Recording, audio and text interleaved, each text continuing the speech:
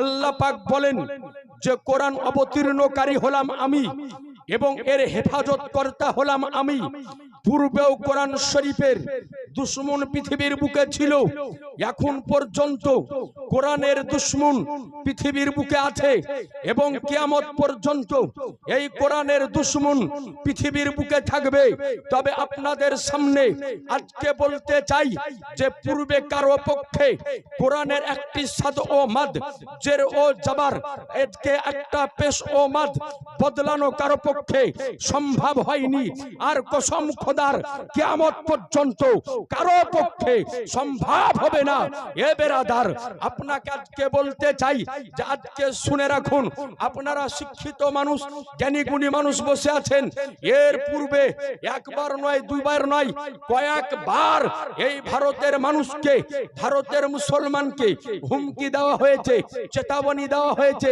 আজকে তাদেরকে সাবধান করা হয়েছে যে ভারতের বুকে যত কোরআন আছে সমস্ত কোরআনকে জ্বালিয়ে খাক করে দেওয়া হবে, সমস্ত কোরআনকে জ্বালিয়ে পুড়িয়ে ছাই করে দেওয়া হবে, যাতে করে ভারতের মুসলমানেরা কোরআন পড়তে না পারে, ভারতের মুসলমানেরা কোরআন তেলাওয়াত করতে না পারে। সেই উত্তরে ভারতবর্ষের মুসলমানেরা আওয়াজ তুলেছিল যে হে বিদেশি সরকার, তুমি কটা কোরআনকে জ্বালাবে? 1000 জ্বালাবে, 10,000 জ্বালাবে, 50,000 জ্বালাবে, 1 লক্ষ জ্বালাবে? কয় লক্ষ কোরআনকে জ্বালিয়ে তুমি আজকে ছারখার করবে? আরে তার পূর্বে আমার আল্লাহ পাক এই ভারতের বুকে 1 নয় 2 নয় 6 থেকে 6.5 লক্ষ মায়ের সন্তানের সিনাকে আজকে আল্লাহ কোরআন বানিয়ে দিয়েছে। সুবহানাল্লাহ, সুবহানাল্লাহ। বেরাদার, আজি জানে মোহতারাম, আপনাকে বলতে চাই যে এ কোরআনের দুশমন আগেও ছিল, এখনো আছে, আর ভবিষ্যতেও থাকবে।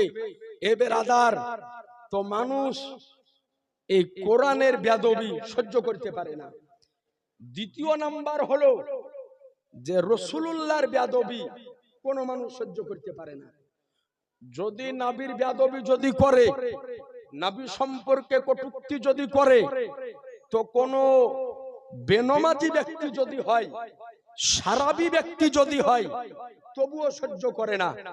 তার প্রমাণ কয়েক মাস পূর্বে আপনারা পেয়েছেন যে ভারতের বুকে বসে একজন জাহান্নামী মহিলা আমার রাসূলুল্লাহর শানে বেয়াদবি করেছিল, নবীর শানে বেয়াদবি করেছিল। তাই বেয়াদবি করার কারণে ভারত তো ভারত, সারা পৃথিবী হিলে গিয়েছিল মুসলমান। বেরাদার, তো সেই রাসূল পাক সাল্লাল্লাহু আলাইহি সাল্লামের বেয়াদবিকে সহ্য করতে পারে না। তো আপনাকে বলতেছিলাম যে কোরআন বলল আমার নবী যেটা তোমাদেরকে দেয় ওটা তোমরা কবুল করো। তা শুন বেরাদার, আমরা সকলেই জানি যে প্রত্যেকটা জিনিসের আসল মালিক, প্রত্যেকটা জিনিসের জাতি মালিক হয় একজন, আর বিলি বন্টন করার দায়িত্ব দেওয়া হয় আরেকজনকে। যেমন আপনাকে বলি, আচ্ছা ভাই, আপনাদের গায়ে কন্ট্রোল দেয় না? রেশন পান না আপনারা? চাল ডাল গম আটা দেয় না? আর এই লকডাউনের সময় আরো বেশি করে দেয়, ঠিক কিনা ভাই? আচ্ছা ভালো করে বলেন তো, চিন্তা ভাবনা করে, যে আপনাদের গ্রামে ডিলারের বাড়িতে আপনারা কন্ট্রোল আনতে যান, তো ডিলারে আপনাকে যে চাল ডাল গম আটা গুলা দেয়, এগুলা ডিলার নিজের বাড়ি থেকে দেয়? একটু কথা বলতে হবে। জি না, নিজের বাড়ি থেকে দেয় না, এই মাল আপনাকে সরকারের তরফ থেকে দেয়। তাহলে বোঝা গেল যে এই মালের আসল মালিক কিন্তু ডিলার না। আপনার গায়ে যে ডিলার আছে, এই ডিলার কিন্তু আসল মালিক না, আসল মালিক হচ্ছে সরকার। কিন্তু সরকারের বাড়ি আপনারা কেউ যান? জি না, সরকারের বাড়ি আপনারা কেউ যান না। আপনারা যান আপনার গ্রামে ডিলারের বাড়িতে। কেন যান? কারণ আপনার সরকার আপনাকে জানিয়ে দিয়েছে, আপনার সরকার আপনাকে বলে দিয়েছে, হে আমার রাজ্যবাসী, হে আমার দেশবাসী, প্রত্যেকটা গ্রামে গ্রামে একটা করে, প্রত্যেকটা গ্রামে গ্রামে একটা করে আমার প্রতিনিধি, আমার নায়েব আমি বসিয়ে রেখেছি। তার নিকটে যাবে, যাওয়ার পরে তোমার আইডি প্রুফ তুমি জমা করবে, তারপরে তুমি মাল পাবে, তারপরে তোমাকে জিনিস দেওয়া হবে। তো আল্লাহ পাক বলেন যে হে জগৎবাসী শোনো, পৃথিবীর বুকে যাহা কিছু রয়েছে, পৃথিবীর বুকে যা কিছু রয়েছে, প্রতিটা জিনিসের জাতি মালিক, হাকিকি মালিক, অরিজিনাল মালিক হলাম আমি খোদা। আর আমার রাসূলুল্লাহকে আমি বাটনেওয়ালা, আমার রাসূলুল্লাহকে আমি বিলি করনেওয়ালা, আমার রাসূলুল্লাহকে আমি আমার প্রতিনিধি বানিয়েছি, নবীকে আমি আমার নায়েব বানিয়েছি। তাই শোনো জগৎবাসী, কোন জিনিসের প্রয়োজন যদি পড়ে তো আমার বাড়িতে না, আমার নবীর বাড়িতে নাই। সুবহান नारे तकबीर, नारे तकबीर, नारे रिसालत, नारे रिसालत, मसला के आला हजरत उर्श मुबारक, नारे तकबीर। বেরাদার, তো আপনাকে বলতেছিলাম যে দুনিয়ার নিয়ম হলো যে বিলি করে, যে বন্টন করে, তার নিকটে চাইতে হয়, তার বাড়িতে লাইন দিতে হয়। নবী আমার বলেন আল্লাহু ইউতি ওয়া ইন্নামা আনা কাসিমুন। নবী আমার বলেন যে আল্লাহ হচ্ছে দেনেওয়ালা আর আমি নবী হলাম বন্টন করনেওয়ালা। একটু জোরে সুবহানাল্লাহ বলেন। আল্লাহর নবী বলেন যে আল্লাহ দেনেওয়ালা আর আমি নবী হলাম বন্টন করনেওয়ালা। এ বেরাদার, এই জন্য আপনাকে বলি যে আল্লাহ রাব্বুল আলামিন প্রতিটা জিনিসের জাতি মালিক আল্লাহ, প্রতিটা জিনিসের হাকিকি মালিক আল্লাহ, প্রতিটা জিনিসের অরিজিনাল মালিক খোদা। আর মহান রব্বুল আলামিন আমার নবীকে সমস্ত কিছু দান করে দিয়েছেন, নবীকে আমার সমস্ত কিছু আতা করে দিয়েছেন। এই জন্য খোদা হলো জাতি মালিক আর নবী হচ্ছেন আমার আতাই মালিক। বেরাদার, নবীকে আমার কেমন মালিক করেছেন একটা হাদিস শরীফ আপনাকে শোনাই, শোনাবো বাবজি? কে কে শুনবেন একটু হাত তোলেন তো। সুবহানাল্লাহ, সকলে শোনার জাজবা আছে। বেরাদার, হাদিস শরীফটি আপনাকে শোনাই, যে হাদিসটি সহিহ বুখারী প্রথম খণ্ড পৃষ্ঠা নাম্বার 259 এর মধ্যে বর্ণিত হয়েছে। হাদিস বর্ণনা করতেছেন হযরতে আবু হুরায়রা রাদিয়াল্লাহু আনহু। হযরতে আবু হুরায়রা রাদিয়াল্লাহু আনহু বলেন ইন্না আবু হুরায়রাতা বাইনামা নাহনু জুলুসুন ইনদান নবী সাল্লাল্লাহু আলাইহি ওয়াসাল্লাম ইজজাআহু রাসূলুন ফাকালা ইয়া রাসূলুল্লাহি সাল্লাল্লাহু আলাইহি সাল্লাম হালাকতু ক্বালা রাসূলুল্লাহি সাল্লাল্লাহু আলাইহি সাল্লাম মালাকা ফাকালা ইয়া রাসূলুল্লাহি সাল্লাল্লাহু আলাইহি সাল্লাম ওয়াকাতু আলা ইমরাতি ওয়া আনা শাইমুন ইলা আখিরিল হাদিস। বিশ্বনবী মহানবীর সাহাবী হযরতে আবু হুরায়রা রাদিয়াল্লাহু তাআলা আনহু বর্ণনা করেন যে একদিন আমরা সকলে নবীর নিকটে বসেছিলাম। হীন অবস্থায় একজন ব্যক্তি আসলেন, আসার পরে বললেন ইয়া রাসূলুল্লাহ হালাকতু, ইয়া রাসূলুল্লাহ আমি বরবাদ হয়ে গিয়েছি। তো নবী আমার জিজ্ঞাসা করলেন যে তোমাকে কোন জিনিসে বরবাদ করেছে, তোমাকে কোন জিনিসে বেকার করেছে, তোমাকে কোন জিনিসে হালাক করেছে? তো বলে ইয়া রাসূলুল্লাহ ওয়াকাতু আলা ইমরাতি ওয়া আনা শাইমুন। বলে ইয়া রাসূলুল্লাহ হাবিবাল্লাহ, রোজা অবস্থায়, দিনের বেলায় রোজা হালাতে জানা অবস্থায় বিবির নিকটবর্তী হয়ে গিয়েছিলাম, বিবির কাছে চলে গিয়েছিলাম। আপনারা শিক্ষিত জ্ঞানী গুণী মানুষ আছেন, সাহাবী রাসূলদের কথা একটু বুঝে নিয়েন। বিবির নিকটবর্তী হয়ে গিয়েছিলাম। তো নবী আমার বললেন যে বিবির নিকটবর্তী যখন হয়ে গিয়েছিলে, বিবির কাছে যখন চলে গিয়েছিলে, তো রোজা তোমার ভঙ্গ হয়ে গিয়েছে, এই জন্য তোমাকে কাফফারা দিতে হবে। তো বলে ইয়া রাসূলুল্লাহ কি কাফফারা দিতে হবে? বলে তুমি কি একটা গোলামকে কিনার পরে আজাদ করতে পারবে? তো বলে ইয়া রাসূলুল্লাহ আমি গরিব মানুষ, একটা গোলামকে কিনে আজাদ করার মতো ক্ষমতা আমার নাই। বলে তাহলে এক কাজ করো, দুবেলা 60 জন মিসকিনকে 2 টাইম পেট পুরে খাবার খেতে দিয়ে দাও। বলে ইয়া রাসূলুল্লাহ আমি গরিব মানুষ, 2 টাইম 2 বেলা 60 জন মিসকিনকে খাওয়ানোর মতো ক্ষমতা নাই। তো এরপরে সাহাবী রাসূলকে নবী আমার বললেন তাহলে এক কাজ করো, মুতাওয়াতিরে 60টা রোজা রেখে নাও। তো বলে ইয়া রাসূলুল্লাহ 30টা রোজা রাখতে যাই তো অবস্থা এরকম, তো 60টা রোজা কেমন করে রাখবো? এটাও সম্ভব না। কারণ সাহাবী জানে যে আমি এমন একজন নবীর নিকটে এসেছি যে আমার রাসূলুল্লাহ একবার যদি বলে দেয়, আমার নবী একবার যদি বলে দেয় যে যাও তোমার উপর কাফফারা মাফ হয়ে গেল, তো কসম খোদার আমার নবীর কথাতে আমার উপর কাফফারা মাফ হয়ে যাবে।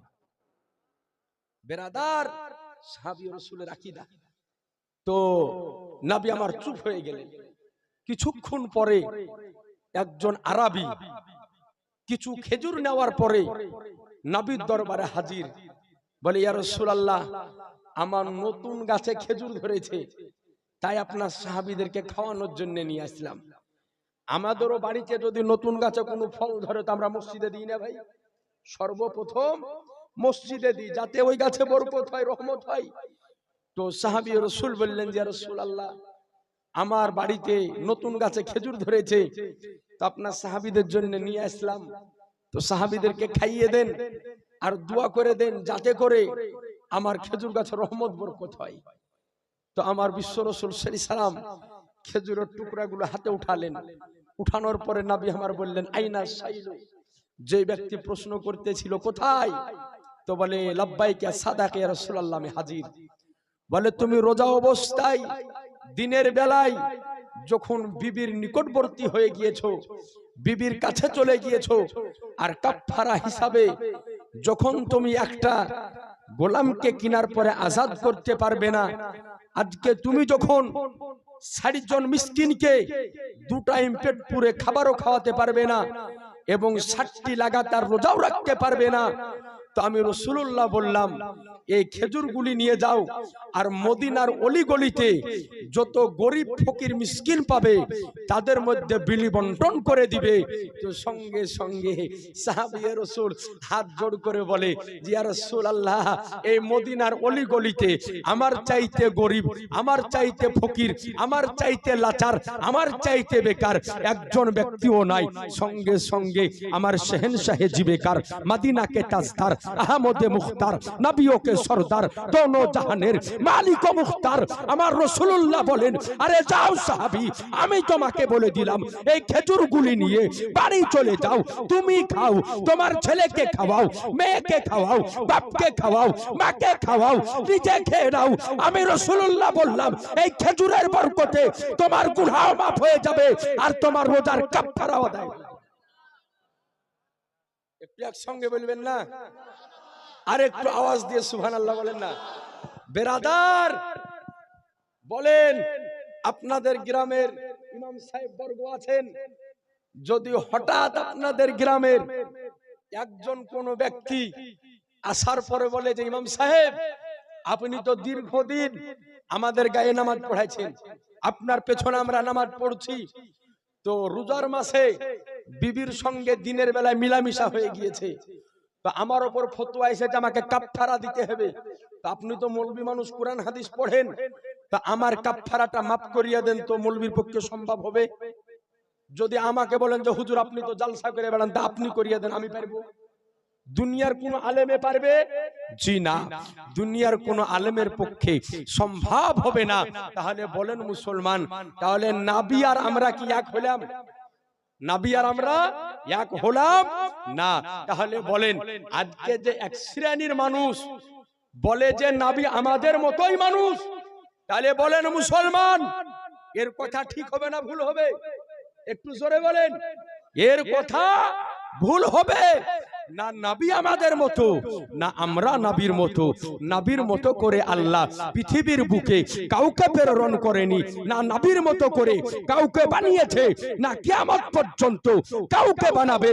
এ বেরাদার, আপনাকে বলতে চাই, কোন সাহাবী নবীকে আমাদের মতো বলেননি, আবু বকর সিদ্দিক নবীকে আমাদের মতো বলেননি, ওমরে ফারুক নবীকে আমাদের মতো বলেননি, ওসমানে গনি নবীকে আমাদের মতো বলেননি, আলিয়ে মুর্তজা নবীকে আমাদের মতো বলেননি, সাহাবিয়ে রাসূল নবীকে আমাদের মতো বলেননি, খাজায়ে খাজেগান, রাজায়ে হিন্দুস্তান, সুলতানুল হিন্দ মাইনুল হক খাজা মাইনুদ্দিন চিশতি নবীকে আমাদের মতো বলেননি, আমার পীরানে পীর দস্তেগীর মাহবুবে সুবহানী কুতুবে রব্বানী মহিউদ্দিন আব্দুল কাদের জিলানী নবীকে আমাদের মতো বলেনি, আমার আলা হযরত আজিমুল বরকত মুজাদ্দিদে দ্বীন মিল্লাত ইমামে আহলে সুন্নাত ইমাম আহমদ রাজা খান ফাদেলে বেরলভী রাদিয়াল্লাহু আনহু নবীকে আমাদের মতো বলেনি। আরে তাই বর্তমান সময়ে আহলে সুন্নাত ওয়াল জামাতের মানুষ নবীকে আমাদের মতো বলে না। বেরাদার, নবীকে আমাদের মতো এটা বলা কাদের আকীদা? যতজন নবী পৃথিবীর বুকে এসেছেন, প্রত্যেক নবী মানুষকে সোজা পথ দেখাতে গিয়েছে, তো যখনই কালেমার দাওয়াত দিতে গিয়েছে তো কাফেরেরা একটাই কথা বলেছে যে হ্যাঁ গো, তোমাকে আবার নবী কবে করলো? তুমি তো আমাদের মতোই মানুষ। তো নবীকে আমাদের মতো বলা এটা হচ্ছে কাফেরদের তরিকা, আর নবীকে আমাদের মতো না বলা এটা হচ্ছে সাহাবীদের তরিকা। একটু জোরে বলবেন না বেরাদার? এই জন্য বলি, না নবী আমাদের মতো, না আমরা নবীর মতো। বেরাদার, তাইরে সিদরা মল্লেমুল মালাইকা জিবরিল আমিন আলাইহিস সালাম নবীর দরবারে হাজির। বলে ইয়া রাসূলুল্লাহ, আমি আদম শফিউল্লাহ থেকে নিয়ে ঈসা রুহুল্লাহ পর্যন্ত সমস্ত আম্বিয়ায়ে কেরামকে দর্শন করেছি। বলে ইয়া রাসূলুল্লাহ, আমি আদম শফিউল্লাহকে দেখেছি, নূহ নাজিউল্লাহকে দেখেছি, ইউসুফ পয়গম্বরের হুসন ও জামালকে দেখেছি, আমি মুসা কালিমুল্লাহকে দেখেছি, ঈসা রুহুল্লাহকে দেখেছি, ইব্রাহিম খলিলুল্লাহকে দেখেছি, ইসমাইল জাবিউল্লাহকে দেখেছি। ইয়া রাসূলুল্লাহ, সারা পৃথিবীতে যতজন আম্বিয়ায়ে কেরাম পৃথিবীতে এসেছে সকলকে দেখেছি, যত আউলিয়ায়ে কেরাম পৃথিবীতে এসেছে সকলকে দেখেছি, সারা পৃথিবীর মানুষকে দর্শন করেছি। ইয়া রাসূলুল্লাহ, কসম খোদার আপনার মতো কাউকে দেখি নাই। আর যেমনই এই কথার উপরে নজর আমার আলা হযরত আজিমুল বরকত মুজাদ্দিদে দ্বীন ও মিল্লাত ইমাম আহলে সুন্নাত ইমাম আহমদ রাজা খা ফাজিলে বেরলভী রাদিয়াল্লাহু আনহুর নজর পড়ল, তো আমার আলা হযরত কলম উঠিয়ে আজকে দুনিয়াবাসীকে জানিয়ে দিল, यही बोले सिदरा वाले जमाने जहां की थाले, यही बोले सिदरा वाले जमाने जहां की थाले, सभी को मैंने छान डाले, तेरे पाए का ना पाया, तुझे एक ने एक बनाया। सुभान अल्लाह, सुभान अल्लाह, अल्लाह अल्लाहु अकबर। नारे तकबीर, नारे रिसालत, नारे रिसालत, मसला के आला हजरत, इश्क मोहब्बत, इश्क मोहब्बत, नारे तकबीर, नारे रिसालत। बेरादार, तो আপনাকে বলতেছিলাম যে এই নবী কার নাম, পয়গম্বর কার নাম, এই নবীকে একটু আমার আপনার জানার দরকার আছে। নবীকে আমার কেমন মালিক ও মুখতার আল্লাহ করেছেন। আর একটা হাদিস শরীফ আপনাকে শোনাই, যে হাদিসটি সহিহ বুখারীর প্রথম খণ্ডের 134 নম্বর পেজের মধ্যে বর্ণিত হয়েছে। কত নাম্বার পেজ বললাম? 134 নম্বর পেজের মধ্যে বর্ণিত হয়েছে। বিশ্ববিখ্যাত সাহাবী রাসূল যার নাম হলো হযরতে বারআ বিন আযিব রাদিয়াল্লাহু তাআলা, তিনি হাদিস বর্ণনা করতেছেন। তিনি বলেন যে একদিন বকরা ঈদের দিন, কুরবানি জবাই করা, ঈদকে কি ঈদ বলেন আপনারা? কুরবানির ঈদ বা বকরা ঈদ বা ঈদুল আজহা। তো তিনি বলেন যে একদিন ঈদুল আজহার দিন আমার বিশ্ব রাসূল সাল্লাল্লাহু আলাইহি সাল্লাম ঈদগাহতে দাঁড়িয়ে দাঁড়িয়ে বক্তব্য দিতেছেন। নবী আমার বলতেছেন যে যেই ব্যক্তি আমার মতো করে কুরবানির ঈদ পড়লো আর ঈদ পড়ার পরে বাড়িতে গিয়ে কুরবানি জবাই করলো, তার কুরবানি হলো। আর যে ব্যক্তি ঈদ পড়ার আগেই কুরবানি জবাই করে দিল, ওটা তার কুরবানি হলো না, গোশতের ছাগল হয়ে গেল। একজন সাহাবী ছিলেন, তার নাম ছিল হযরত বুরিদা ইবনে নিয়ার। তো তিনি বলেন, ইয়া রাসূলুল্লাহ, তাহলে তো গন্ডগোল হয়ে গিয়েছে। বলে কি করেছো? বলে ইয়া রাসূলুল্লাহ, বাড়িতে একটা কুরবানির ছাগল ছিল, আপনার পেছনে ঈদ পড়তে আসার আগে বাড়িতে ডেকে জবাই করে দিয়েছি। তো নবী বললেন, তো কেমন কাজ হয়ে গেল? তুমি কুরবানি জবাই করবে ঈদ পড়ার পরে, আগে তো নয়। তো বলে ইয়া রাসূলুল্লাহ, আমি মনে করি যে ঈদের দিন, খাওয়ার দিন, তাই বাড়িতে ফজরের নামাজ আপনার পিছে পড়ে গিয়েছি। যাওয়ার পরে যে ছাগলটা কুরবানি রাখা ছিল ওটাকে জবাই করে দিয়ে নিজেও খেয়ে নিয়েছি, বাড়িতে বাল বাচ্চা যা ছিল সবকে খাইয়ে দিয়েছি। তো নবী বললেন, তোমার এই ছাগলটা কুরবানি হয়নি, গোশতের ছাগল হয়ে গিয়েছে। তো বলে ইয়া রাসূলুল্লাহ, এখন উপায়? তো নবী আমার বললেন যে তোমার বাড়িতে আর কোন ছাগল আছে? তো বলে ইয়া রাসূলুল্লাহ, একটাই ছাগল আছে, কিন্তু ইয়ার বয়স এখনো 1 বছর পূর্ণ হয়নি।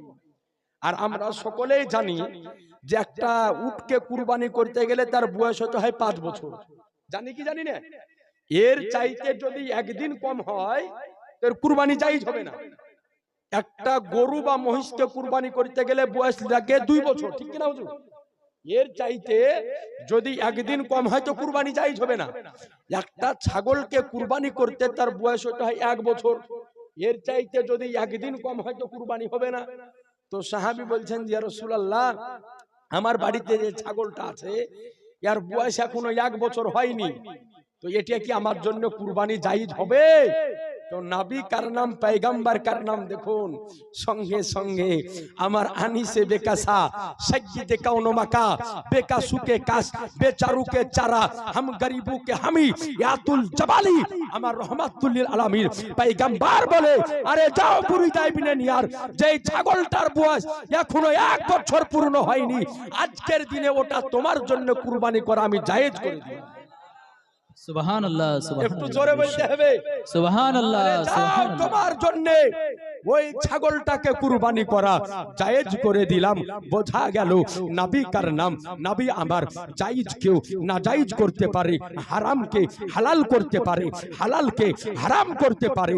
নবীকে আমার আল্লাহ শরীয়তের মালিক বানিয়েছেন, নবীকে আল্লাহ তরিকাতের মালিক বানিয়েছেন, নবীকে আল্লাহ হাকিকাতের মালিক বানিয়েছেন, নবীকে আল্লাহ মারিফতের মালিক বানিয়েছেন, এমনকি স্বয়ং নবীকে আমার স্বয়ং জান্নাতের মালিক বানিয়েছেন। নবীকে আমার মালিকে জান্নাত আমার আল্লাহ বানিয়েছেন। বলবেন যে মুফতি সাহেব হাদিস থেকে কি প্রমাণ দিতে পারেন? জি বেরাদার, আপনি উঠান মুসলিম শরীফ, এবং এই হাদিস মিসকাতে আছে, এবং এই হাদিস আবু দাউদের মধ্যেও আছে। বিশ্ববিখ্যাত সাহাবী যার নাম হলো হযরতে রাবিয়া বিন কাব আসলামী রাদিয়াল্লাহু তাআলা আনহু, নবীজিকে একদিন রাত্রির বেলাতে ওযু করার পানি দিতেছেন। তো রাত্রির বেলায় নির্জন রাত্রিকাল সাহাবী রাসূল নবীকে ওযু করার জন্য পানি দিতেছেন। তো হীন অবস্থায় আমার নবী রহমত জোশে চলে এসেছে। একটু সুবহানাল্লাহ বলেন। নবীর রহমত জোশে চলে এসেছে। তো নবী আমার বলছেন যে রাবিয়া বিন কাব সাল, রাবিয়া বিন কাব তুমি চাহো, মুসলিমের ভাষায় সেটা সাল্লি, তুমি আমার নিকটে চাহো, তুমি আজকে রাত্রি বেলাতে আমার নিকটে যেটাই চাইবে আমি রাসূলুল্লাহ তোমাকে ওটাই দান। একটু একসঙ্গে বলেন না। নবী বলছেন যে তুমি যেটা চাইবে ওটাই চাও আমি তোমাকে দান করে দিব। বলেন আমি আপনি বলতে পারি যে যা চাইবে তাই দিব, পরে করে বলবো যে দিতে পারবো না। আমি আপনি কথা উল্টাতে পারি, কিন্তু নবী কি আমার মিথ্যা কথা বলে? জি না, নবী আমার মিথ্যা কথা বলে না। নবী আমার বললেন যে তুমি যেটা চাইবে ওটাই তোমাকে দান করে দিব। বোঝা গেল আসমানে জমিনে যা রয়েছে সমস্ত কিছুর উপরে হুকুমত আল্লাহ আমার নবীকে দান করে। জি বেরাদার, আপনাকে বলি নবী কেন বললেন যে যেটা চাইবে ওটাই দিব? যেমন আপনাকে আমি বলি যে আপনাদের এই গ্রামের নাম কি? মুন্সিটোলা। এই মুন্সিটোলা গ্রামে উরুস শরীফ উপলক্ষে আমি জলসা এসেছি। একটা ভিআইপি বাড়িতে, কি ভাইয়ের নাম যেন, ওনার বাড়িতে থাকতে দেওয়া হয়েছে। আলহামদুলিল্লাহ খুব সেবা যত্ন ভালোই করেছে। তো বেরাদার, ধরেন ওই ঘরের মধ্যে আমি বসে আছি, এই গায়ের একটা ছেলেকে বললাম যে ভাই আমি তো বাইরে থেকে জলসা করতে এসেছি, একটা আমাকে পান এনে দাও। তো ছেলেটা আমাকে একটা পান এনে দিল, ভালো করে সুন্দর করে সাজিয়ে। তো পানটা খাওয়ার পরে বললাম যে বাবু তুমি যে আমাকে পানটা এনে দিয়েছো তোমার উপর আমি খুব খুশি হয়েছি, তুমি কি চাইছো আমার কাছে চাও। তো ছেলেটা যদি বলে যে হুজুর আপনি তো বড় মৌলবি, তো আমাকে দেশের প্রধানমন্ত্রী বানিয়ে দেন। ওকে প্রধানমন্ত্রী আমি বানাতে পারবো? পারবো না। বলবো যে এটার উপর আমার হুকুমত চলে না, প্রধানমন্ত্রী করতে আমি পারবো না। তো যদি বলে হুজুর প্রধানমন্ত্রী না পারেন কমপক্ষে পশ্চিমবঙ্গের মুখ্যমন্ত্রী বানিয়ে দেন, এটাও আমি পারবো না, কারণ ওটার উপরে হুকুমত আমার চলে না। কিন্তু যদি বলে যে হুজুর আপনার এই ঘাড় রুমালটা ভালো লেগেছে, এটা আমি দিতে পারি, কারণ এটার উপরে হুকুমত আমার চলে। যদি বলে যে হুজুর আপনার হাত ঘড়িটা ভালো লাগছে দেন, তো এটাও আমি দিতে পারবো, কারণ এটার উপরে হুকুমত আমার চলে। কিন্তু নবী আমার কোনো কিছু উল্লেখ করলেন না। নবী আমার মুতলাকান ভাবে বললেন রাত্রের অন্ধকারে তুমি আমার নিকটে যেটা চাইবে ওটাই তোমাকে দান করে দিব। বোঝা গেল নবীর হুকুমত জমিনে চলে, নবীর হুকুমত আসমানে চলে, নবীর হুকুমত চন্দ্রে চলে, নবীর হুকুমত সূর্যে চলে, নবীর হুকুমত গ্রহে চলে, নবীর হুকুমত নক্ষত্র চলে, নবীর হুকুমত সাগরে চলে, নবীর হুকুমত সমুদ্রে চলে, নবীর হুকুমত আজকে আপনাকে বলতে চাই আরশে চলে, নবীর হুকুমত ফারশে চলে, নবীর হুকুমত স্বয়ং খোদার জান্নাতে চলে। মুসলমান, নবীর হুকুমত স্বয়ং খোদার জান্নাতে চলে। এই জন্য নবী আমার বললেন যে তুমি যেটা চাইবে ওটাই তোমাকে দান করে দিব। তো সাহাবী রাসূল ছিলেন, নবীর আশিক ছিলেন। তো সাহাবী রাসূল বলতেছেন যে ইয়া রাসূলুল্লাহ, টাকা পয়সা বাড়ি ঘর কিছুই চাই না। ইয়া রাসূলুল্লাহ, আমি কাল কিয়ামতের ময়দানে যে জান্নাতে আপনি থাকবেন একই জান্নাতে আপনার সঙ্গী হয়ে থাকতে চাই, ওই জান্নাতে আপনার সঙ্গী হয়ে থাকতে চাই। তো বলুন মুসলমান, নবীর নিকটে জান্নাত চাইলেন, কারণ সাহাবী জানেন নবী কার নাম, জিনাকে আল্লাহ স্বয়ং মালিকে জান্নাত বানিয়ে দিয়েছে। বেরাদার, এটাই হচ্ছে আমাদের আকীদা যে নবী মুস্তাফাকে আল্লাহ জান্নাতও দান করে দিয়েছেন, জাহান্নামও দান করে দিয়েছেন। এই জন্য নবীর যাকে ইচ্ছা জান্নাত দান করবে, যাকে ইচ্ছা জাহান্নাম দান করবে। এ বেরাদার, এই জন্য বলি আপনাকে, মালিকে জান্নাত নবী, মালিকে জাহান্নাম নবী। নবীর যাকে ইচ্ছা জান্নাত দিবেন, যাকে ইচ্ছা জাহান্নাম দিবেন। এই জন্য তো আমার আলা হযরত আজিমুল বরকত মুজাদ্দিদে দ্বীন ও মিল্লাত ইমামে আহলে সুন্নাত ইমামে আহমদ রাজা খা फाजिल बेरलवी रज़ियल्लाहु अन्हु बोलें, तुझसे और जन्नत से क्या मतलब हाबी दूर हो, तुझसे और जन्नत से क्या मतलब हाबी दूर हो, हम रसूलुल्लाह के जन्नत रसूलुल्लाह। सुभानअल्लाह। बेरादार, আপনাকে বলতে চাই যে এ নবী কার নাম, পয়গম্বর কার নাম, এ নবীকে আমার আপনার জানার প্রয়োজন আছে। বেরাদার, নবীর কি শান, নবীর কি মান, নবীর কি ইজ্জত, নবীর কি তাজকিরা, নবীর কি জিকির, একটু আপনার সামনে বলি। উঠান মুসলিম শরীফ প্রথম খণ্ড পৃষ্ঠা নাম্বার 301 হাদিস বর্ণনা করতেছেন হযরতে আবু হুরায়রা রাদিয়াল্লাহু আনহু বলেন, ওয়াতাইতু রাসূলুল্লাহি সাল্লাল্লাহু তাআলা আলাইহি ওয়াসাল্লাম ওয়া আনা আবগি। আবু হুরায়রা রাদিয়াল্লাহু আনহু বলেন যে একদিন আমি আমার রাসূলুল্লাহর খিদমতে হাজির হলাম। ওয়া আনা আবগি, ওই সময় আমি কান্না করতেছিলাম, দুই চোখ দিয়ে পানি ঝরতেছিল। তো নবীজিকে আমার কান্না দেখে নবী আমার বললেন যে আবু হুরায়রা, কান্না কেন করতেছো, কি কারণে কান্না করতেছো? তো বলে, ইয়া রাসূলুল্লাহ, আমি আপনার হাতে হাত দিয়ে কালেমা পড়েছি, আপনার হাতে হাত দিয়ে মুসলমান হয়েছি, আপনার সাহাবী হয়েছি। ইয়া রাসূলুল্লাহ, আমার মা এখনো মুশরিকা হালাতে আছে, আমার মা এখনো কাফিরা হালাতে আছে। তো ইয়া রাসূলুল্লাহ, আপনার নিকটে আরজ করি, আপনার নিকটে আবেদন করি, আপনি আমার মায়ের জন্য দোয়া করে দেন, যাতে করে আল্লাহ আমার মাকে হেদায়েত দান করে দিয়ে মুসলমান বানিয়ে দেন। নবীর নিকটে আরজ করলেন যে রাসূলুল্লাহ, আপনি আমার মায়ের জন্য দোয়া করেন। বলেন বেরাদার, আজকে বর্তমান সমাজে দোয়া নিয়ে মারামারি হয় না, হয় না? দোয়া নিয়ে মারামারি হয়। আজকে এক শ্রেণীর মানুষ আগে দোয়া করতো, কিন্তু এখন আর দোয়া করে না। আগে বাপ দাদা যদি মারা যেত তো কবরের পাশে দাঁড়িয়ে মাটি দিয়ে দোয়া করে আসতো, আর এখন দেখা যায় যে হিন্দুর মতো গেড়ে দিয়ে চলে আসে। মাটি দেওয়া শেষ লাইন ধরে বাড়ি, বলে দোয়া করার কথা হাদিসে নাই। ই বোকা হাদিস পড়তেই জানে না। বেরাদার, ই কানা হাদিস চোখে হুড়ে না। আর সহিহ মুসলিমের হাদিস, নবী আমার বলেন যে মানুষকে মাটি দেওয়ার পরে অতক্ষণ পর্যন্ত একটা উটকে জবাই করে তার মাংস বানাতে যতক্ষণ সময় লাগে, ততক্ষণ সময় পর্যন্ত কবরের পাশে দাঁড়িয়ে দাঁড়িয়ে জিকির আজকার করে। একটু জোরে বলা যাবে না? সুবহানাল্লাহ। নবী বলছেন যে করো, আর ই বলছে করার হাদিস নাই। তাহলে জানতে হবে কানা হাদিস পড়তে জানে না। ই কানা হাদিস বাপের কালে চোখে দেখেনি। বেরাদার, ওলামায়ে কেরাম স্টেজে বসে আছেন। দুয়া শব্দের মানে হচ্ছে চাহা। দুয়া শব্দের মানে কি বললাম? চাহনা, মাংনা। আচ্ছা বলেন, আপনাদের গ্রামে 5 ওয়াক্তের নামাজের পরে দোয়া হয় না ভাই? দোয়া করেন। মানুষ ইন্তেকাল যদি করে যায়, তিজা চাহাল্লুম চালিসমা আপনারা করেন না? করার পরে মাইয়াতের উদ্দেশ্যে দোয়া করেন না হুজুর? দোয়া হয়। তো বেরাদার বলেন তো, আমরা যে নামাজের পরে এবং বিভিন্ন জায়গায় হাত তুলে দোয়া করি, অর্থাৎ চাহি, কার নিকটে দোয়া করি? একটু একসঙ্গে বলেন, আল্লাহর নিকটে দোয়া করি। আচ্ছা বলেন তো, আল্লাহর নিকটে চাইতে কোনো লজ্জা আছে? আল্লাহর কাছে চাইতে শরম আছে? আল্লাহর নিকটে চাইতে কোনো অসুবিধা আছে? বেরাদার দেখুন, আপনাদের এইখানে একটা মোড় আছে, নাম হচ্ছে মুথাবাড়ি মোড়। আপনাদের গ্রামের একজন ব্যক্তি ধরেন যে মুথাবাড়ি মোড়ে দাঁড়িয়ে আছে, তো হঠাৎ একজন ভিক্ষুক আসার পরে যদি বলে যে ভাই 2 দিন থেকে খাবার খাইনি, কিছু দেন তো খাবো, আপনার পকেটে 10 টাকা যদি থাকে তো আপনি বের করে দিবেন। দেখা গেল যে 5 মিনিট পরে ওই ফকিরটি আবার চাইছে আপনার কাছে, তো আপনার একটু রাগ হবে যে এই তোকে এখনই দিনু না, আবার আসছিস। আবার যদি 2 টাকা পকেটে থাকে তো দিবেন।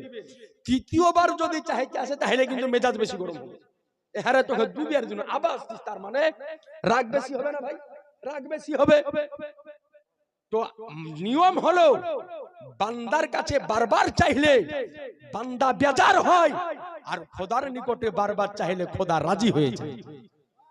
বেরাদার, এই জন্য যত পারেন খোদার নিকটে চান, যত পারেন আল্লাহর নিকটে দোয়া করেন। এ বেরাদার, দোয়া কাকে বলা হয়? একটা ছোট্ট ঘটনা আপনার সামনে তুলে ধরি। এ বেরাদারেন ইসলাম, এই পৃথিবীর বুকে একজন নবী এসেছিলেন, তার নাম হচ্ছে হযরত ঈসা আলাইহিস সালাম। বিনা বাপে আল্লাহ কুদরত দ্বারা পৃথিবীর বুকে পাঠিয়েছিলেন। তো ঈসা আলাইহিস সালামের মায়ের নাম ছিল হযরতে মারিয়াম। তো মারিয়ামের মায়ের পেটে হযরতে মারিয়াম যখন রয়েছে, অর্থাৎ ঈসা নবীর নানির পেটে যখন ঈসা নবীর মা, তো ঈসা আলাইহিস সালামের নানি মানত মানলেন যে আল্লাহ তুমি আমাকে যে সন্তানটি দান করবে, এই সন্তানটিকে আমি মসজিদে আকসার খিদমতের জন্য আজাদ করে দেব। মসজিদে আকসা ফিলিস্তিন অবস্থিত, যে মসজিদ আকসাকে নিয়ে দীর্ঘদিন ধরে ইসরায়েলি বাহিনীর সঙ্গে ফিলিস্তিনের মুসলমানদের যুদ্ধ চলতেছে। আপনারা পেপার পত্রিকাতে দেখেন না যে দীর্ঘদিন ধরে ওই মসজিদকে কেন্দ্র করে ইসরায়েলি ইহুদিদের সঙ্গে যুদ্ধ চলতেছে। পেপার পত্রিকাতে দেখা যায় যে ফিলিস্তিনের মহিলারা যখন যুবতী হয়ে যায়, তো তারা বাপের কাছে মায়ের কাছে গিয়ে আরজ করে যে আমাদের তাড়াতাড়ি করে বিবাহ দিয়ে দাও। তার কারণ হলো যে আমাদের যত তাড়াতাড়ি বিবাহ দিবে তত তাড়াতাড়ি আমরা সন্তানের মা হব, আর আমাদের এক একজন সন্তানকে আমরা বীর যোদ্ধা বানাবো। আর এই মসজিদে আকসার জন্য ইসরায়েলি বাহিনীর সঙ্গে তারা যুদ্ধ করতে করতে শাহাদাত বরণ করবে, তারা এক একজন শহীদ হয়ে যাবে, আর আমরা এক একজন শহীদের মা হয়ে যাব। জি, তাদের দেশের আজ মহিলাদের কি চিন্তাধারা, তাদের দেশের পুরুষদের কি চিন্তাধারা, আজ সোশ্যাল মিডিয়ার মাধ্যমে দেখতে পাওয়া যায় যে যুবক যুবক ছেলেরা নামাজ আদায় করতেছে, তাদের উপরে বোম আর গুলি চলতেছে। বেরাদার, যুবক ভাই যারা আছো, তোমাদেরকে একটা কথা বলি যে ইসলামের বাহক এবং ইসলামের ধারক হচ্ছ তোমরা। তার কারণ হলো যে পৃথিবীর বুকে ইসলামের পক্ষে আর কাফেরদের বিপক্ষে সর্বপ্রথম তলোয়ার ধরেছিল যুবকেরা। জি, তো বেরাদার, তো ওই মসজিদে আকসার খিদমত করার মানত মানলেন যে আমার পেট থেকে যে সন্তান জন্ম হবে, এই সন্তানকে আমি মসজিদে আকসার খিদমতের জন্য আজাদ করে দিব। কিছুদিন পরে হযরতে মারিয়ামের জন্ম হলো। তো মারিয়ামের জন্মের পরে মানত মেনেছেন। মানত মানার পরে এবার তিনার আপনার সন্তানকে নিয়ে যেতেছেন ফিলিস্তিনে মসজিদে আকসাতে খিদমত করানোর জন্য। তো ওই সময়তে মসজিদে আকসার জাহেদ এবং আবেদ সকলের যিনি ইমাম ছিলেন, তার নাম ছিল হযরতে জাকারিয়া আলাইহিস সালাম। তো হযরতে জাকারিয়া আলাইহিস সালামকে যাওয়ার পরে বললেন যে ভাই, আমার এই মেয়েটাকে পেটে নিয়ে মানত মেনেছিলাম যে মসজিদ আকসার খিদমতের জন্য আজাদ করব। তো মেয়েটি জন্ম হয়েছে, বড় হয়েছে, তো তাকে দিয়ে একটু খিদমতটা করিয়ে নাও। তো হযরতে জাকারিয়া আলাইহিস সালাম দেখলেন যে হযরতে মারিয়াম একজন যুবতী মহিলা, একে কোথায় রাখা যায়। তাই হযরতে জাকারিয়া আলাইহিস সালাম মসজিদে আকসার পাশে একটা মেহরাব বানালেন। মেহরাবটির নাম রাখা হলো মেহরাবে মারিয়াম। ওই মেহরাবে মারিয়ামের মধ্যে হযরতে মারিয়াম কে থাকতে দাও। তিনি থাকতেন, আল্লাহর ইবাদত করতেন আর মসজিদ আকসার খিদমত করতেন। হযরতে জাকারিয়া আলাইহিস সালাম একদিন ওই মসজিদের মধ্যে মেহরাবের মধ্যে প্রবেশ করতেছেন, তো দেখতেছেন যে আশ্চর্য ঘটনা, মারিয়ামের ইবাদতে আল্লাহ এত খুশি হয়েছে, এত রাজি হয়েছে যে হযরতে মারিয়ামকে আল্লাহ শীতের দিনে গরমের ফল আর গরমের দিনে শীতের ফল খাওয়াতেছে। গরমের দিনে শীতের ফল আর শীতের দিনে গরমের ফল খাওয়াতেছে। তো হযরতে জাকারিয়া আলাইহিস সালাম জিজ্ঞাসা করলেন যে গরমের দিনে শীতের ফল কোথায় পেলে?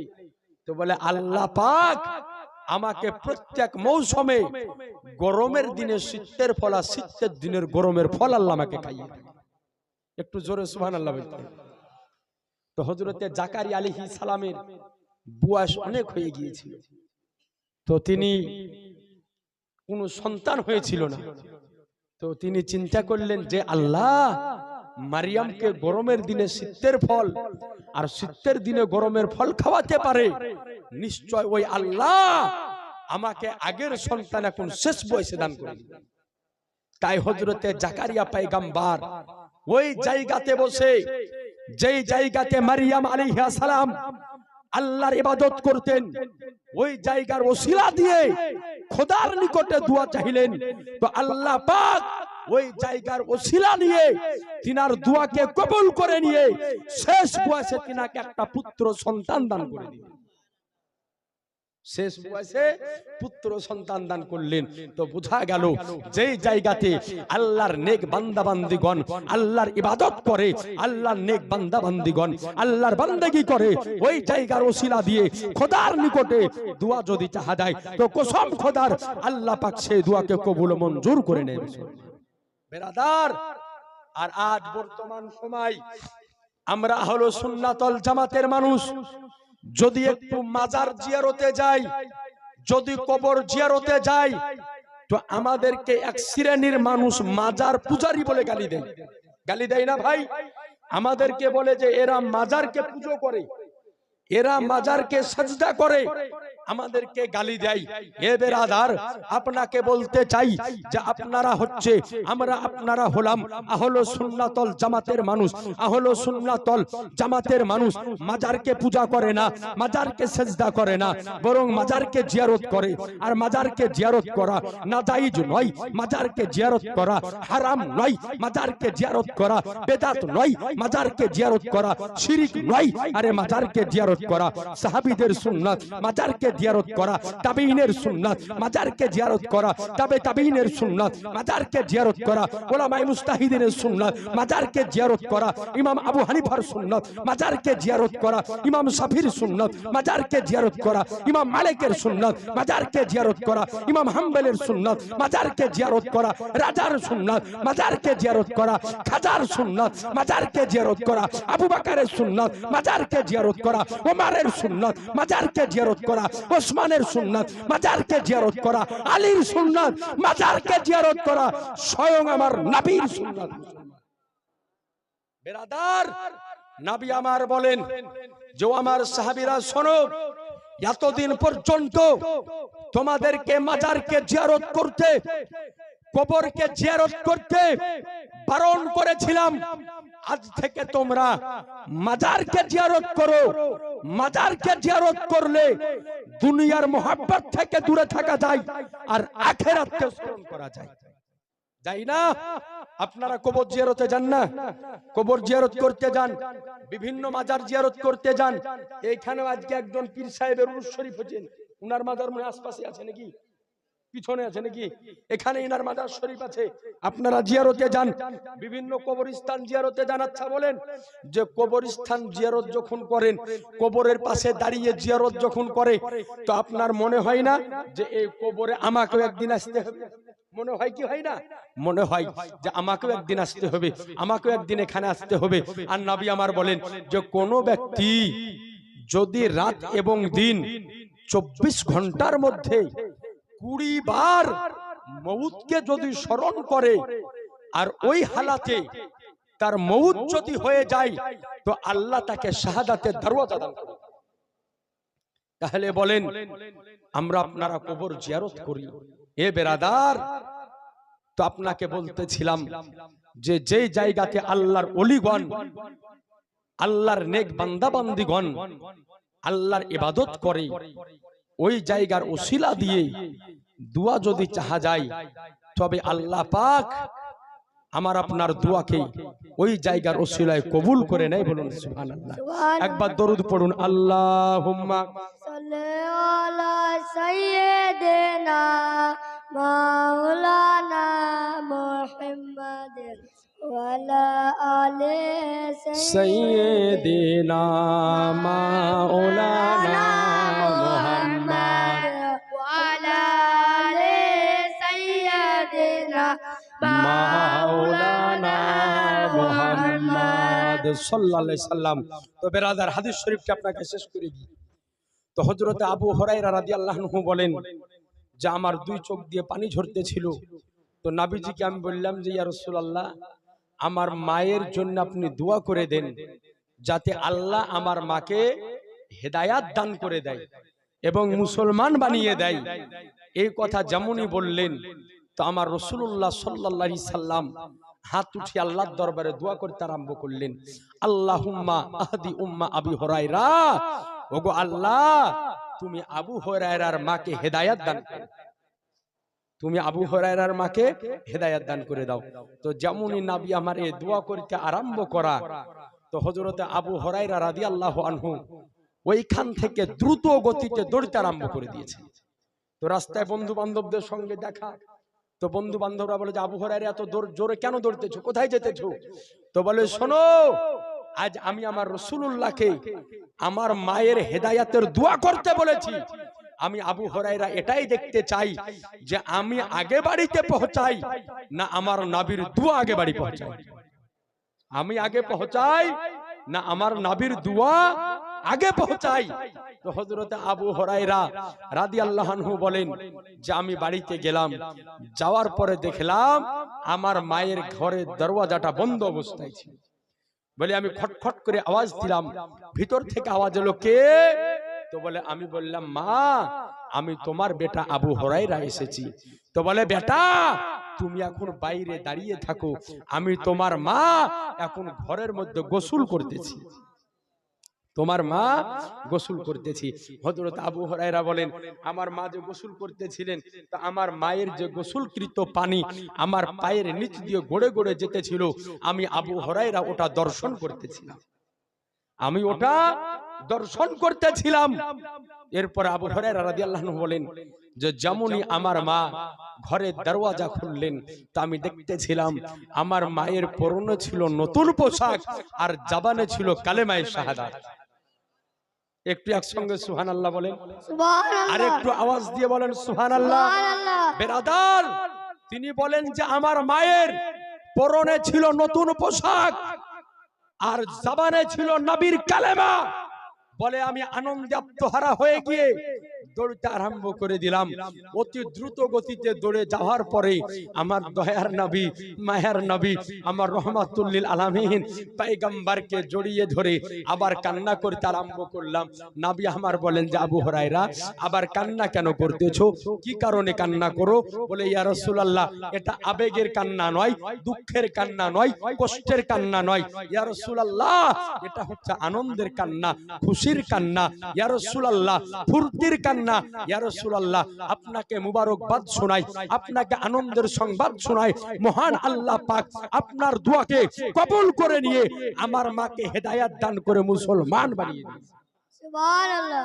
বিরাদার, এই হচ্ছে আমার রাসূলুল্লাহর দোয়া।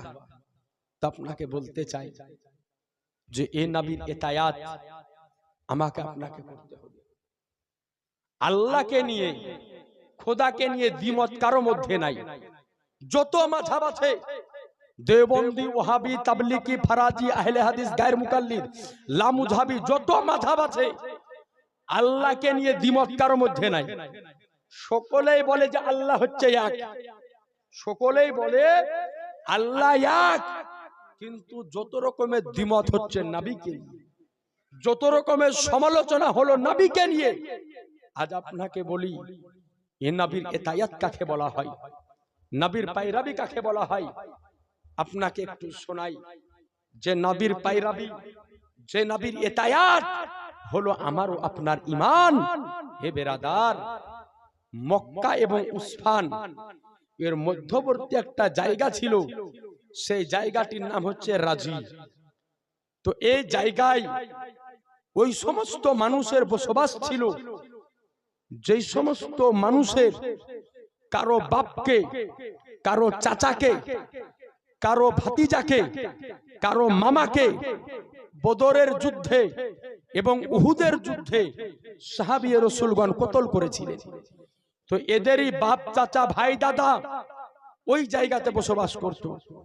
আর এরা সব সময় মনে মনে চিন্তা রাখতো যে নবীর সাহাবীদেরকে সুযোগে যেদিন পাবো, সেই দিনকে আমাদের বাপ দাদাকে কতল করার বদলা আমরা নিব।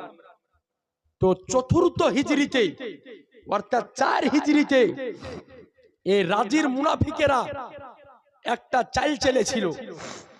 রাজি থেকে কয়েকজন মুনাফিক ব্যক্তি আপনার নবীর নিকটে হাজির হলো। হাজির হওয়ার পরে বললেন যে ইয়া রাসূলুল্লাহ, আমাদের রাজির কিছু মানুষ ইসলাম ধর্ম কবুল করেছেন, তো আপনার নিকটে আরজ করি আপনার কয়েকজন সাহাবী রাসূলকে আমাদের নিকটে পাঠান, যাতে করে আমাদেরকে দ্বীন ও ইসলামের শিক্ষা দান করে, হাদিস ও কোরআনের শিক্ষা দান করে। তো এটা ছিল তাদের মুনাফিকি চাল, যে নবীর সাহাবীরা যাবে আর সাহাবীদেরকে আমরা জিন্দা জবাই করব। এটা ছিল তাদের মুনাফিকি চাল। মুনাফিক কাকে বলা হয়? যারা হচ্ছে দ্বিমুখী মানুষ, অর্থাৎ মুখে এক কথা অন্তরে আর এক কথা। এরকম মানুষ আছে নাই নাই সমাজে? আছে। বর্তমানে অনেক দেখা যায় যে সামনে বলে হুজুর আর পেছনে বলে খেজুর। জি, এরকম মানুষ অনেক দেখা যায়, যে সামনে প্রশংসা করার পেছনে বদনাম করে। এই লোকগুলাকেই বলা হয় মুনাফিক। আর মুনাফিক সম্পর্কে আল্লাহ পাক বলেন যে নিশ্চয় মুনাফিকদেরকে আল্লাহ জাহান্নামে সবচাইতে নিম্ন স্তরে রাখবেন। তো বেরাদার, তো এরা মুনাফিকি চাল চাললো। মুনাফিকি চাল চালার পরে নবীর নিকট থেকে বিদায় নিয়ে চলে গেল। তো নবী আমার 10 জন সাহাবীকে রেডি করলেন, যার মধ্যে ছিলেন হযরত আসাম বিন সাবিত, হযরতে খুবাইব, হযরত আব্দুল্লাহ ইবনে তারিক, হযরতে যায়েদ ইবনে দাসিনা রাদিয়াল্লাহু আনহুম আজমাইন। এই রকম 10 জন সাহাবীকে নবী আমার বললেন যে তোমরা রাজিতে যাও, আর সেইখানকার মানুষদেরকে যাওয়ার পরে দ্বীন ও ইসলামের শিক্ষা প্রদান করো। নবীর 10 জন সাহাবী যেমনই রাজিতে পৌঁছানো এবং রাজির মানুষদেরকে ডাক দিল যে ওগো রাজির মানুষেরা, আজকে তোমাদেরকে কোরআন ও হাদিসের শিক্ষা দেওয়ার জন্য আমরা মক্কা থেকে মদিনা থেকে হাজির হয়েছি, তোমরা কোরআন ও হাদিসের শিক্ষা নেওয়ার জন্য এসো। তো এ বেরাদার, আপনাকে বলতে চাই 10 জন সাহাবীকে যেমনই এই ডাক দেওয়া, সঙ্গে সঙ্গে 10 জন সাহাবীকে 200 জন কাফেরে ঘেরাও করে ফেলল। কারণ তাদের তো মনের নিয়ত আলাদা, যে নবীর সাহাবীদেরকে পেয়েছি, তাদেরকে জবাই করব, আমাদের বাপ-দাদার হত্যার বদলা নিব। তাই তারা 200 জন কাফেরে 10 জন সাহাবীকে ঘেরাও করে ফেললো এবং 10 জন সাহাবীর উপরে তীর এবং পাথরের বর্ষণ আরম্ভ করে দিল। বলেন মুসলমান, আপনাকে বলতে চাই মাত্র 10 জন সাহাবী রাসূলের উপরে 200 জন কাফেরের তীর যদি চলে, ফালা যদি চলে এবং পাথর যদি চলে, তো বলেন মুসলমান, একটু তাসাব্বুর করেন কি অবস্থা হতে পারে। এরপরে সাহাবী রাসূলগণ যুদ্ধ করার জন্য আসেননি, সাহাবী রাসূলগণ জাঙ্গের জন্য আসেননি, তাদের নিকটে হাতিয়ার নাই। 10 জন সাহাবী রাসূল চিন্তা করলো জীবন তো আমাদেরকে বাঁচাতে হবে, প্রাণ তো আমাদেরকে বাঁচাতে হবে। তাই 10 জন সাহাবী রাসূল জীবনকে বাঁচানোর তাগিদে পাহাড়ের চূড়ার উপরে উঠে স্থান নিল। পাহাড়ের উপরে উঠে স্থান নিল। এইবার নিচ থেকে কাফেরেরা আপনার আবার তীর এবং তলোয়ার চালাতে আরম্ভ করলো, পাথর চালাতে আরম্ভ করলো। পাহাড় অনেক উঁচু ছিল, পাথর উপরে পৌঁছায় না, তীর উপরে পৌঁছায় না। তো কাফেররা দেখলো যে এদেরকে তো মারা যাবে না, তো আবার মুনাফিকি চাল কি চাললো, 10 জন সাহাবীকে বলল যে শোনো, তোমাদেরকে কথা দিতেছি আর তোমাদের উপরে পাথর তীর চালাবো না, তোমরা নিচে নেমে চলে এসো। তো হযরতে আসাম বিন সাবিত বললেন যে শোনো, একবার তোমাদের কথা বিশ্বাস করে এই রাজিতে আসার পরে, আজকে রাজিতে আসার পরে, এই জায়গাতে আসার পরে পাহাড়ের উপরে উঠতে হয়েছে, আর তোমাদের কথা বিশ্বাস করি না, আর তোমাদের কথা মানি না, আর তোমাদের উপরে ইয়াকিন ও ইতিমাদ করি না। বলে শুনে রাখো, তোমাদের কথা বিশ্বাস করব না। তাই হযরতে আসাম বিন সাবিত রাদিয়াল্লাহু তাআলা আনহু তিনি চিন্তা করলেন যে আমি ভেবে গেলাম মওত তো আমার হবে, শাহাদাত তো বরণ করতে হবে, নবীর মুহাব্বতে নিজের প্রাণ তো যাবে, নবীর মুহাব্বতে নিজের জান তো যাবে, নবীর মুহাব্বতে নিজের বিবি তো আজকে বেওয়াত হবে, নবীর মুহাব্বতে সন্তান আদি আজকে ইতিম হবে। কিন্তু রাজির কাফেরদেরকে দেখিয়ে দিতে চাই, রাজির কাফেরদেরকে বুঝিয়ে দিতে চাই যে নবীর একজন আশিকের পাওয়ার কত হতে পারে, নবীর একজন দিওয়ানার পাওয়ার কত হতে পারে। তাই হযরতে আসাম বিন সাবিত রাদিয়াল্লাহু তাআলা আনহু তিনার আর 2 জন সাথীকে নেওয়ার পরে আজকে পাহাড়ের পাথরকে নিয়ে পাহাড়ের চূড়া থেকে সিংহের মতো গর্জন দিয়ে নারায়ে তাকবীরের ধ্বনি দিয়ে পাহাড়ের উপর থেকে লাফ দিয়ে হাতের উপরে পাথর নিয়ে 200 কাফেরের সঙ্গে মোকাবিলা আরম্ভ করলেন। সুবহানাল্লাহ। 200 জন কাফের একদিকে আর 300 জন সাহাবী, 300 জন কাফের একদিকে আর 3 জন মাত্র সাহাবী একদিকে। বলেন মুসলমান, এই পাহাড়ের পাথর নিয়ে কতক্ষণ মোকাবিলা করা যায়? এ বেরাদার, আজ আপনাকে বলতে চাই যে হয়তো আমরা মনে করি যে মুসলমান আমরা সংখ্যায় কম বলে কমজোরজি না। আপনি ইসলামের তারিখ, ইসলামের ইতিহাস আলগা করেন, যে কোন যুদ্ধে মুসলমানের সংখ্যা বেশি ছিল না, প্রতিটা যুদ্ধে মুসলমানের সংখ্যা ছিল কম। এরপর আপনি লক্ষ্য করুন, বদরের প্রান্তরে মাত্র 300 জন নবীর সাহাবী 1000 কাফেরের সিনাকে কাঁপিয়ে দিয়েছে। উহুদের প্রান্তরে মাত্র 3000 সাহাবী 1 লক্ষ কাফেরের সিনা চুরচুর করে দিয়েছেন। মুতার প্রান্তরে নবীর 3000 সাহাবী 1 লক্ষ কাফেরের সিনা চুরচুর করে দিয়েছেন। তাবুকের প্রান্তরে মাত্র নবীর 30000 সাহাবী 2 লক্ষ কাফেরের সিনা কাঁপিয়ে দিয়েছে। সব চাইতে বড় প্রমাণ হলো যে কারবালার প্রান্তরে আমার ইমাম আলী মাকাম ইমাম হোসাইনের এক শের হযরতে আলী আকবর 22000 ইয়াজিদ বাহিনীর সিনা কাঁপিয়ে দিয়েছেন। সুবহানাল্লাহ। ব্রাদার, আপনাকে বলতে চাই, হয়তো মনে করে যে মুসলমানেরা কমজোর জি না, এটা আপনাকে জানিয়ে দিই, এটা আপনাকে বুঝিয়ে দিই যে আমার ইমাম আলী মাকাম ইমাম হোসাইন রাদিয়াল্লাহু তাআলা আনহু কারবালার প্রান্তরে নিজের 6 মাসের বাচ্চা হযরতে আলী আসগারের সিনাকে চিরে জিন্দা খুনকে ঢেলে ইসলামকে যদি জিন্দা করে গিয়েছেন, আরে ইমাম হোসাইনের যেটা করার ছিল তিনি করে চলে গিয়েছেন, তিনার যেটা করার ছিল ওটা করে চলে গিয়েছেন। আজকে তিনি যদি কারবালার প্রান্তরে 6 মাসের বাচ্চাকে কুরবান করতে পারে, তো কসম খোদার আজকে ভারতের বুকে লক্ষ লক্ষ আজকে ইসলামের জন্য প্রাণ দেওয়ার জন্য হোসাইনের গোলাম জিন্দা আছে। বেরাদার, ইসলামের জন্য জীবন দেওয়া, ইসলামের জন্য প্রাণ উৎসর্গ করা, এটা আজকে আমরা নতুন ভাবে শিখি নাই, এটা আমরা নতুন ভাবে শিখি নাই, এটা আমরা পুরখ জামানা থেকে দেখে আসতেছি। যে আমরা মনে করি যে আমার জীবন, আমার প্রাণ, আমার জান যদি ইসলামের জন্য উৎসর্গ করতে পারি, তো এটাই হবে আমার সবচাইতে বড় পাওয়া, এটাই হবে আমার জীবনের সবচাইতে বড় পাওয়া। কারণ আমরা জানি যে জীবনে পৃথিবীর বুকে জন্ম হয়েছে একবার, মৃত্যু হবে একবার। তাই বলে পৃথিবীর বুকে বিড়ালের মতো 1000 বছর বাঁচার দরকার নাই, আরে একটা দিন বাঁচবো, তবে সেটা বিড়ালের মতো লেজ গুটিয়ে নয়, বরং সিংহের মতো গর্জন দিয়ে বাঁচবো। সুবহানাল্লাহ। একটু জোরে সুবহানাল্লাহ বলা যাবে? সুবহানাল্লাহ। বেরাদার, আপনাকে বলতে চাই যে ইসলামের জন্য প্রাণ দেওয়া এটা আমরা নতুন করে শিখি নাই। তাবুকের যুদ্ধের এলান হয়েছে, তাবুকের যুদ্ধের দামামা বেজেছে। বেরাদার, সমস্ত সাহাবী রাসূলগণ টাকা পয়সা ধন দৌলত হাতিয়ার এক করতেছে, যুদ্ধে যাবেন। তাবুকের প্রান্তর মদিনা থেকে প্রায় 750 কিলোমিটার দূর, যেটাকে বলা ইরাকের বর্ডার, তাবুকের প্রান্ত। তো সাহাবীরা টাকা পয়সা একত্রিত করতেছে। ইহীন অবস্থায় একজন মহিলা নিজের একটা 6 মাসের বাচ্চাকে কোলে নিয়ে নবীর দরবারে হাজির। তো বলে, নবী আমার বলেন যে মহিলা, তুমি তো যুদ্ধের জন্য নাও, তুমি কেন এসেছো? তুমি বাড়ির ইজ্জত বাড়ি ফেরত চলে যাও।